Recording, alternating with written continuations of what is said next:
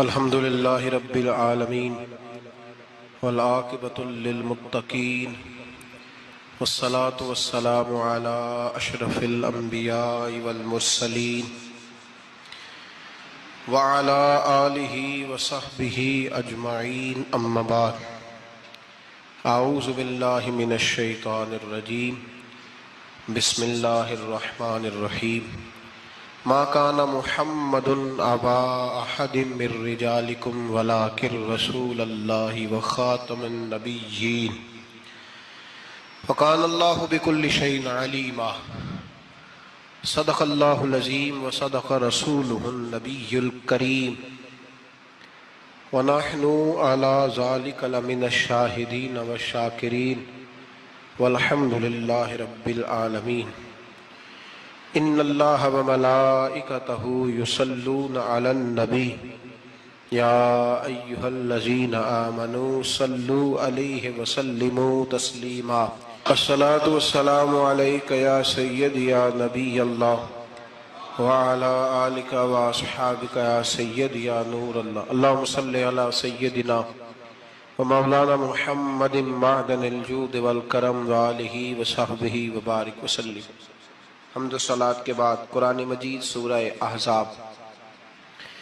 اللہ تبارک و تعالی نے ارشاد فرمایا ما کان محمد ابا احد من رجالکم، فرمایا محمد صلی اللہ علیہ وسلم مردوں میں سے کسی کے باپ نہیں، ولیکن رسول اللہ، لیکن اللہ کے رسول ہے۔ روحانی طور پر حضور کا درجہ باپ سے بھی زیادہ ہے، لیکن اللہ تبارک و تعالیٰ نے اپنے حبیب پاک علیہ السلام کے کسی بھی صاحبزادے کو اتنا بڑا نہ فرمایا کہ وہ مرد کہلا سکے۔ بچپن میں ہی تینوں صاحبزادے وصال فرما گئے۔ مردوں میں سے حضور کسی کے بھی باپ نہیں ہیں۔ حضرت زید بن حارثہ رضی اللہ تعالیٰ عنہ کو نبی پاک صلی اللہ علیہ وسلم نے پالا۔ وہ حضور کے اس طرح کے غلام تھے کہ لوگ انہیں حضور کا بیٹا ہی سمجھنے لگے۔ بہت سارے لوگ کہنے لگے زید بن محمد صلی اللہ تعالی علیہ وسلم۔ اللہ کریم نے منع فرمایا، فرمایا میرے رسول مردوں میں سے کسی کے بھی باپ نہیں ہیں۔ حضور اور اس کی وجہ نبی پاک صلی اللہ تعالی علیہ وآلہ وسلم مردوں میں سے کسی کے باپ نہیں، اللہ کے رسول ہے، وخاتم النبیین، اور سب نبیوں میں سے آخری نبی ہے۔ اللہ کے رسول ہے اور سب نبیوں میں سے حضور کون سے نبی ہیں جی؟ آخری۔ حضور کے بعد کوئی اور نبی آ سکتا؟ اللہ نے قانون بنا دیا ہے، قانون بنا دیا ہے، آخری نبی ہے رسول پاک علیہ السلام۔ حضور کے صاحبزادے بچپن میں کیوں وصال کر گئے؟ اس آزمائش سے نبی پاک علیہ السلام اس لیے گزرے کہ اللہ نے حضور کی ختم نبوت کے قانون کی حفاظت فرمانی تھی۔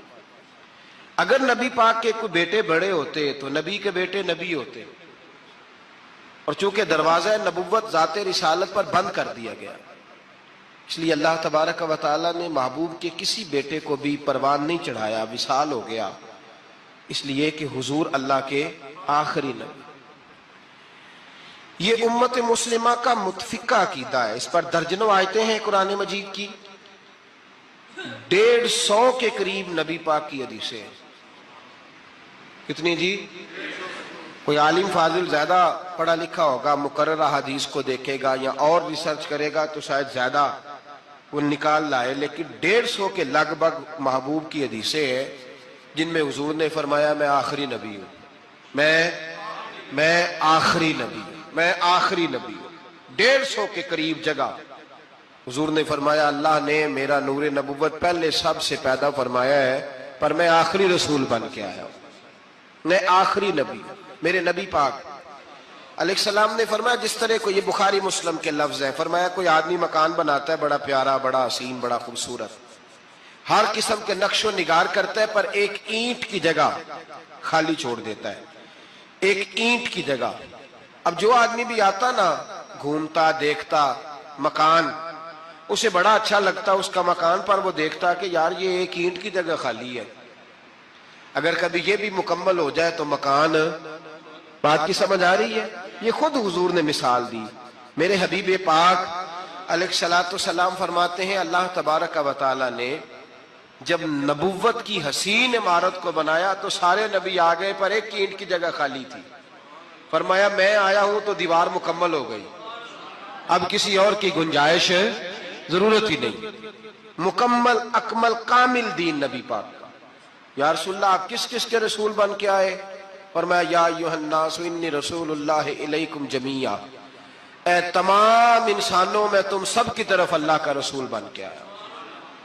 قرآن مجید نے کہا میرے نبی پاک صلی اللہ علیہ وسلم صرف انسانوں کے رسول نہیں، وما ارسلناک الا رحمتا للعالمین، جس جس کو اللہ نے بنایا ہے ان سب کے حضور رسول بن کے آئے، سب کے لیے رحمت بن کے آئے۔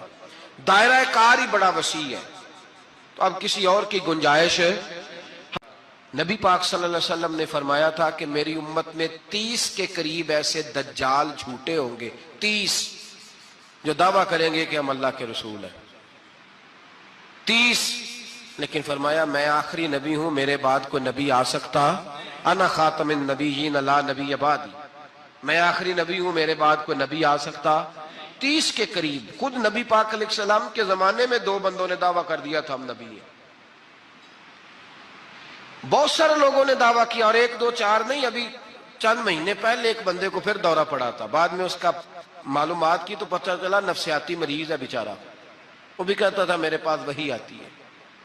بہت سارے لوگوں نے، لیکن ایک بندے نے ذرا منظم ہو کے دعویٰ کیا، اور خود چونکہ وہ انگریز کا وفادار تھا، تابع دار تھا، اور وہ کہتا تھا میرے آنے کے 2 مقصد ہیں، معاذ اللہ اپنے آپ کو نبی کہتا تھا، 2 مقصد ہیں۔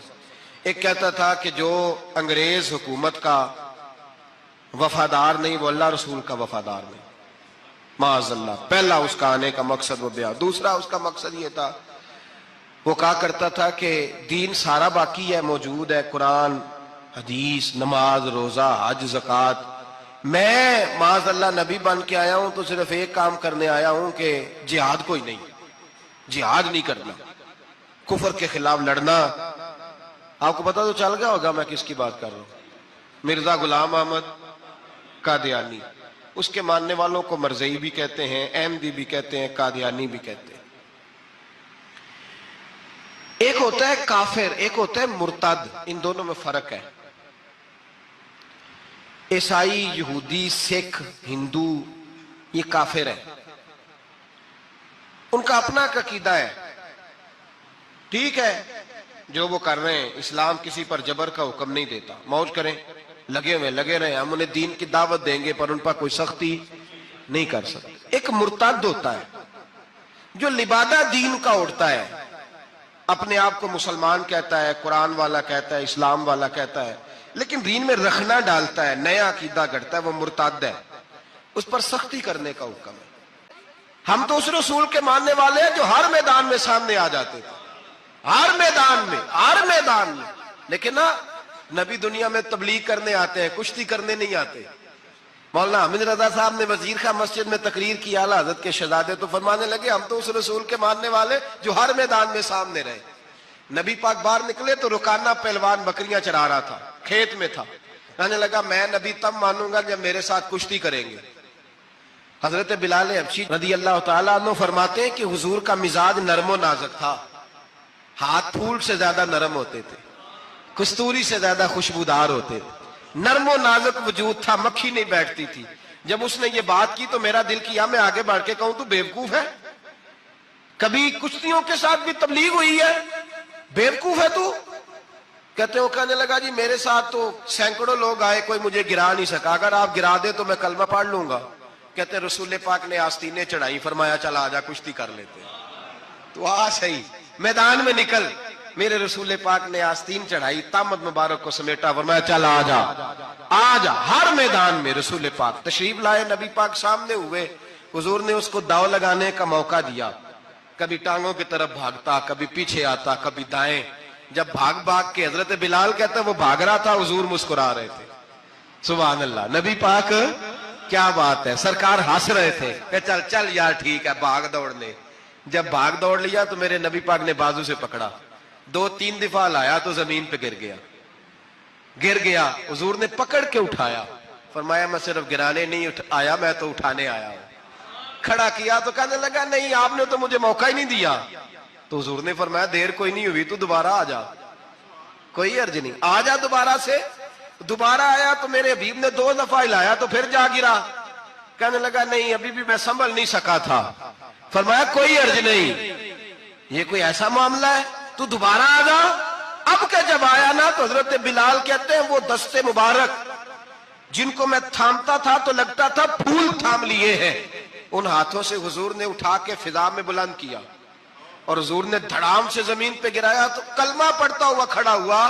کہنے لگا اے محبوبہ جو تیرے ہاتھ میں طاقت ہے وہ تیری نہیں, وہ خدائی طاقت ہے, وہ خدائی طاقت ہے, خدائی. جب حضور کہہ گئے جو بن سکتے تھے ان کو نبی پاک کہہ گئے, جو بن سکتے تھے جن میں صلاحیتیں تھی, حضور نے فرمایا علی تو میرے لیے اسی طرح ہے جس طرح موسیٰ کے لیے ہارون تھے. لیکن موسیٰ کے بھائی ہارون بھی نبی تھے, پر میرے بعد کو نبی ہو سکتا تو ہو اسی طرح جس طرح موسیٰ کے لیے ہارون, جن کے اندر خوبیاں پائی جاتی تھی. فرمایا ابو بکر میری ساری امت سے افضل ہے پر نبی نہیں ہے. میرے رسول پاک نے فرمایا عمر فاروق میں وہ ساری خوبیاں پائی جاتی ہیں جو ایک نبی میں. لو کان نبی بعد لکان عمر ابن خطاب, اگر کوئی میرے بعد نبی ہوتا تو خطاب کا بیٹا عمر ہوتا. حضرت حبیب بن زید انصاری کھڑے تھے, انگلی نہیں, ہاتھ نہیں, کٹ نہیں لگا. مسلمہ اٹھا, اس نے زور سے تلوار ماری, بازو کٹ کے گر گیا, فوارہ نکلا خون کا. اور بھائی بچھو کاٹے تو سنبھلنا مشکل, ذرا تصور کرو ہاتھ کٹ گیا.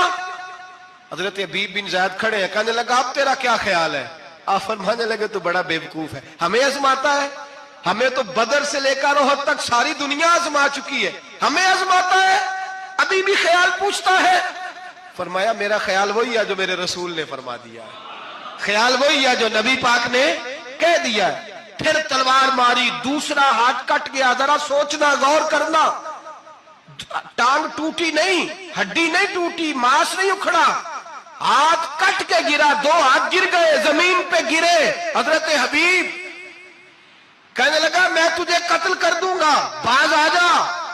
آپ فرمانے لگے تو بڑا نادان ہے. ان لوگوں کو ڈراتا ہے جو سویرے فجر کی نماز پڑھ کے پہلی دعائی شہادت کی مانگتے ہیں. ہمیں ڈراتا ہے جو سوتے وقت التجا کرتے اللہ بستر پہ موت نہ دینا, میدان میں دینا. تو ہمیں ڈرا رہا ہے, چل جو ہوتا ہے کر لے. اس نے خنجر رکھا, تلوار رکھی گردن پہ, فرمایا میں کاٹ دوں گا. فرمایا کاٹتا کیوں نہیں, کاٹتا کیوں نہیں. اور وہ روایت کرنے والے کہتے ہیں مسلمہ کے ہاتھ کامتے تھے ختم نبوت کے تحفظ کے لیے. جب نبی پاک کے غلام نکلے تو جھوٹا دعوے کرنے والے کانپ اٹھے, کانپ کھڑے ہوئے. کہتے اس کے ہاتھ کانپتے تھے. حضرت حبیب بن زید کٹے ہوئے بازوؤں کے ساتھ بھی توانا تھے.